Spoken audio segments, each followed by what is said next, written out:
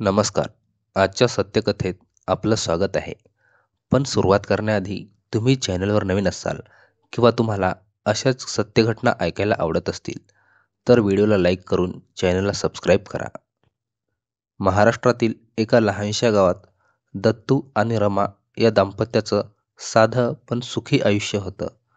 दत्तू शेतकरी होता, तर रमा गृहिणी.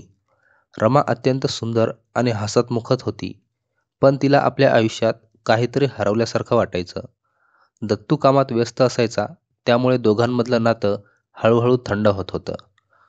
एका वारीच्या निमित्ताने गावात निलेश जोशी नावाचा एक विद्वान ज्योतिषी आला. त्याचं व्यक्तिमत्व भारदस्त होतं आणि त्याचं बोलणं प्रत्येकाला आकर्षित करायचं. रमा त्याला आपल्या वैयक्तिक समस्या सांगायला गेली. निलेशने तिच्या भविष्याचा अंदाज घेताना तिचं कौतुक केलं, तिच्या सौंदर्याचं वर्णन केलं. या गोड बोलण्यामुळे रमा प्रभावित झाली. हळूहळू रमा आणि निलेश यांचं बोलणं वाढत गेलं. रमा निलेशच्या प्रत्येक शब्दावर विश्वास ठेवू लागली.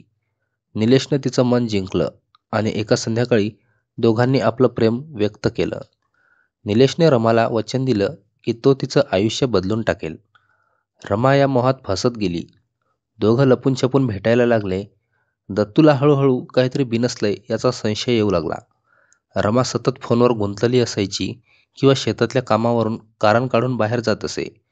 एका रात्री दत्तूनं तिच्या फोनवर आलेले मेसेज पाहिले, जे निलेशचे होते.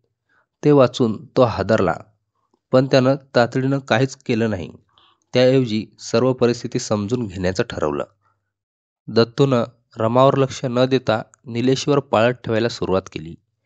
एका रात्री निलेश आणि रमा गावाबाहेर एका जुन्या गोदामात भेटले. दत्तूने तेथे जाऊन त्यांना रंगेहात पकडलं. त्याने आपलं संतापलेलं रूप दाखवलं नाही, पण शांतपणे दोघांना विचारलं, माझ्या मागे हा खेळ किती दिवस चालला? दत्तू मनातून सूड घेण्याचा निर्णय घेत होता. त्याने सगळं जणू विसरल्यासारखंच केलं आणि रमाला माफ केलं असं दाखवलं. निलेशशी देखील शांतीने वागला, पण तो दोघांच्या हालचालीवर लक्ष ठेवत राहिला. एका रात्री त्याने रमाला व निलेशला एका पार्टीसाठी शेतातल्या विहिरीजवळ बोलावलं. त्या रात्री दत्तूनं वाड्याच्या मागच्या बाजूस टेबल लावला. रमाला व निलेशला बोलत ठेवलं व त्यांच्यावर दबाव टाकत होता.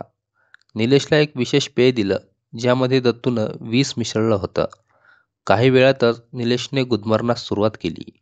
रमा घाबरली आणि निलेशला वाचवण्याचा प्रयत्न करू लागली, पण तोपर्यंत खूप उशीर झाला होता. निलेश मरण पावल्यानंतर दत्तूनं रमाला पकडलं. तो संतापाने म्हणाला, तू माझ्यावर विश्वासघात केला, आता तुला त्याची किंमत मोजावी लागेल. दत्तूनं रमाला शेतातल्या विहिरीत ढकलून दिलं. ती ओरडत राहिली, पण तो थंडपणे तेथून निघून गेला. दुसऱ्या दिवशी गावात रमाचा आणि निलेशचा पत्ता लागला नाही. गावकऱ्यांनी पोलिसांना बोलावलं. पोलिसांनी तपास सुरू केला आणि विहिरीतून रमाचा मृतदेह बाहेर काढला. निलेशचा मृतदेह गोदामात सापडला. दत्तूला संशयावरून अटक झाली. चौकशीत त्याने सर्व काही कबूल केलं.